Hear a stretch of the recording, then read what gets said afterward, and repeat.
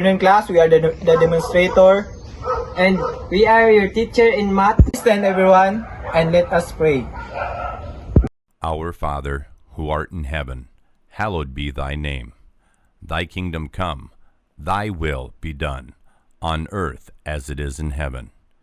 Give us this day our daily bread, and forgive us our trespasses, as we forgive those who trespass against us. Lead us not into temptation, but deliver us from evil. For thine is the kingdom, the power, and the glory, forever and ever. Amen. And our topic for this afternoon is all about number sentences. Number sentence is a mathematical statement made up of numbers, symbols, and an equal sign. Okay, let's proceed to the operation symbols. The first one is the addition, the plus sign. It means putting together. And the second one is subtraction, the minus sign. It means taking away. The third one is the multiplication, the X sign. It means repeated addition.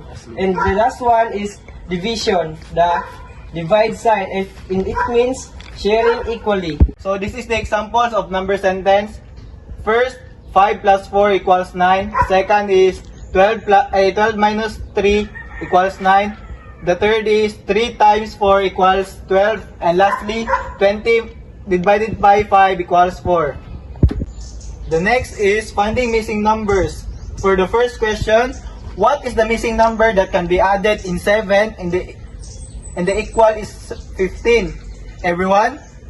Correct. And the answer is 8.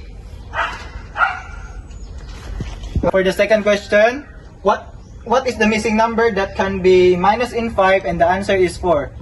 Anyone? Correct. And the answer is 9. And the last example is translating word problems. And example is Anna has 5 apples and she buys 3 more. And to translate it into the number sentence is we must add the 5 plus 3 and equals 8. That's all. Thank you for watching and listening.